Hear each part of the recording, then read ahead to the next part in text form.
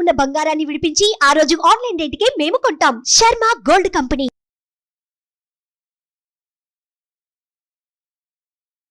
Hi, welcome to our channel. ఈరోజు మనతో పాటు ఉన్నారు జ్యోతిష్య వాస్తు పండితులు, జ్యోతిష్య వాస్తు శిక్షణ నిపుణులు, మహాగౌరి ఉపాసకులు శ్రీ దింటకుర్తి మురళీకృష్ణ గారు. నమస్కారం గురువు గారు. నమస్తే నాన్న. హరి ఓం.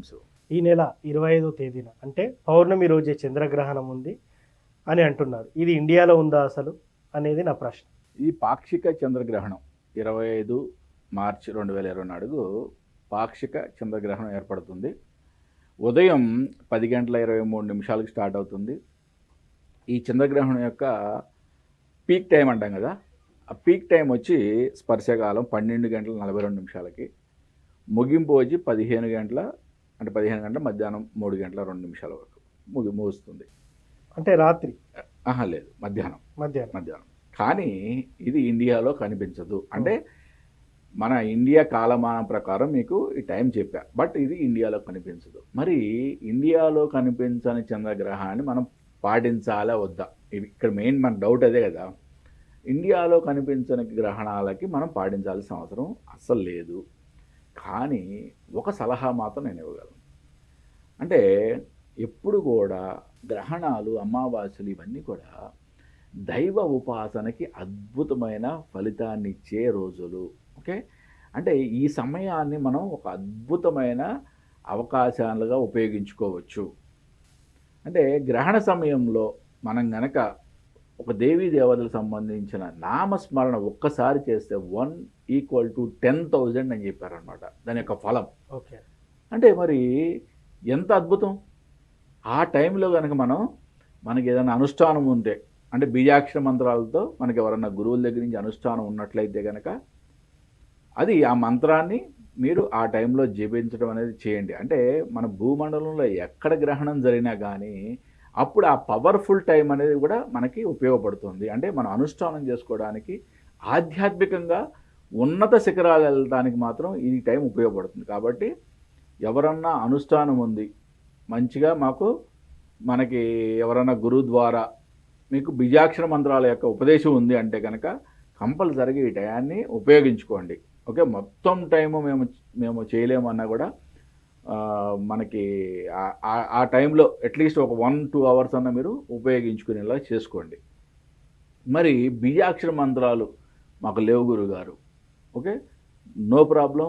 పురాణ మంత్రాలైనా సరే, అంటే అష్టాక్షరి కానీ పంచాక్షరి కానీ ఏదైనా పురాణ మంత్రం అయినా సరే, ఓం నమ శివాయ అనే పంచాక్షరి చదువుకున్నా సరే, ఓం నమో నారాయణ అనే అష్టాక్షరి చదువుకున్నా కూడా మనకు అద్భుతమైన ఫలితం ఉంటుంది.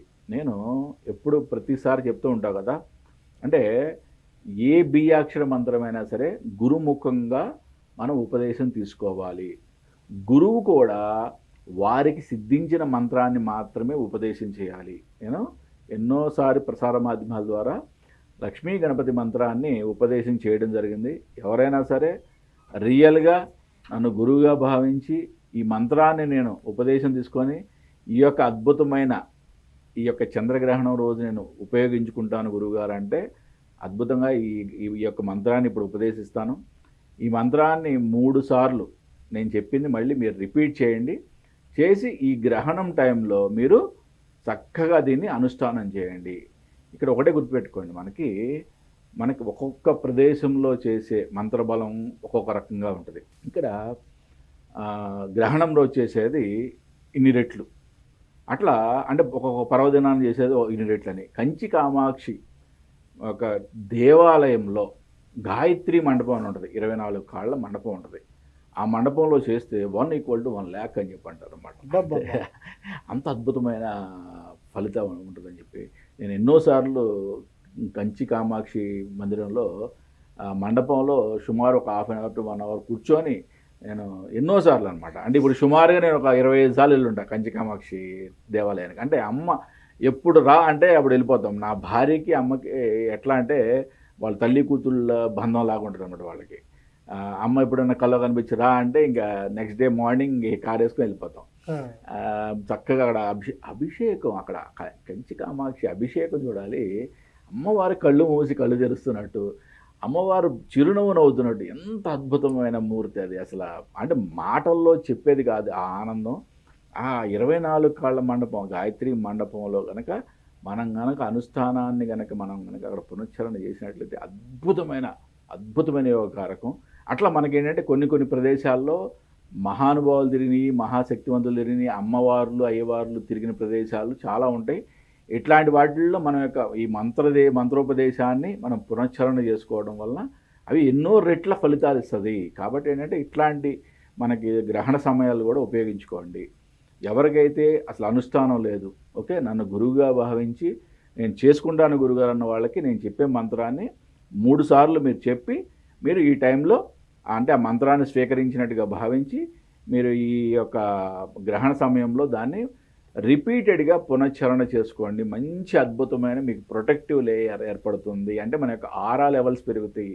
మన ఆరా లెవెల్స్ పెరుగుతున్నాయి అంటే మనకేంటంటే మనకి ఈ కాస్మిక్ ఎనర్జీ అంటే దైవం నుంచి మనకు ఒక కనెక్షన్ ఏర్పడుతుందని గ్రహించండి. సార్ ఇక్కడ 2 సందేహాలు ఉన్నాయి సార్. పాక్షిక చంద్రగ్రహణానికి గర్భిణీ స్త్రీలకు నియమం ఉంటుందా? 1.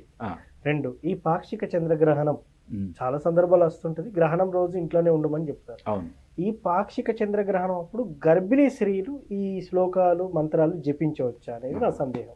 Very good question. అసలు ఒకటి ఏంటంటే ఇండియాలో చంద్రగ్రహణం అనేది ఛాయ కనిపించదు కాబట్టి మనకి ఎటువంటి నియమాలు లేవు. అంటే గర్భిణీ స్త్రీలు బయట తిరగొచ్చు. ఓకే, బట్ మనం ఏంటంటే చంద్రగ్రహణ సమయంలో ఆధ్యాత్మికంగా ఎదుగుదల కోసం మాత్రమే ఈ టైంని మనం ఒక మంత్ర జపాన్ని పునశ్చరణ చేసుకోవడానికి ఉపయోగించుకుంటున్నాం. ఓకే, ఇప్పుడు మనకి ఏ ఏరియాలో జరిగినా ఇప్పుడు న్యూజిలాండ్ వరకు కనిపిస్తుంది ఇది.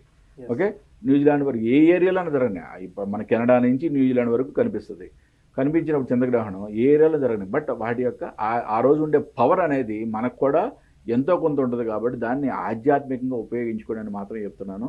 గర్భిణీ స్త్రీలు బయటికి రావడానికి కానీ ఎటువంటి నియమాలు మనకి లేవు. ఎందుకంటే ఇండియాలో ఈ గ్రహణం అనేది అసలు కనిపించదు. కాబట్టి ఎవరన్నా జస్ట్ ఆధ్యాత్మికంగా నేను ఒక మంచి స్థాయికి వెళ్ళాలి, ఓకే, స్వామివారి యొక్క కృప నా మీద ఉండాలి అనుకునే వాళ్ళు దీన్ని అంటే ఒక ఏ మంత్రాన్నైనా జపించవచ్చు మీరు. బట్ ఎప్పుడైనా సరే బీజాక్షర మంత్రాలకు ఉండే పవర్ వేరు కాబట్టి బీజాక్షర మంత్రాలు ఎప్పుడు కూడా గురువు నుంచే మీరు స్వీకరించాలి. కాబట్టి అవి కూడా గురువుకు సిద్ధిస్తేనే స్వీకరించాలి. కాబట్టి మరి నేను ఎన్నోసార్లు ప్రసార మాధ్యమాల్లో ఈ యొక్క మంత్రాన్ని లక్ష్మీ గణపతి మంత్రాన్ని ఇవ్వడం జరిగింది. ఇదే మంత్రాన్ని నేను చెప్పింది మీరు 3 సార్లు చెప్పి దీన్ని మీరు రిపీటెడ్గా దాన్ని చాంటింగ్ చేయండి.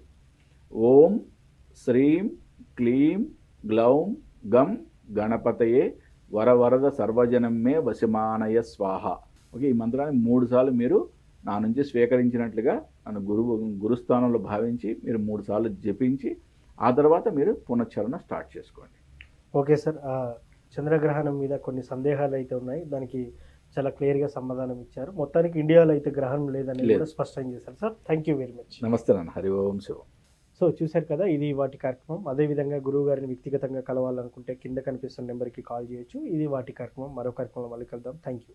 సుమన్ టీవీలో మీ పర్సనల్ అండ్ బిజినెస్ ప్రమోషన్స్ కోసం కింది నెంబర్కి కాంటాక్ట్ చేయండి.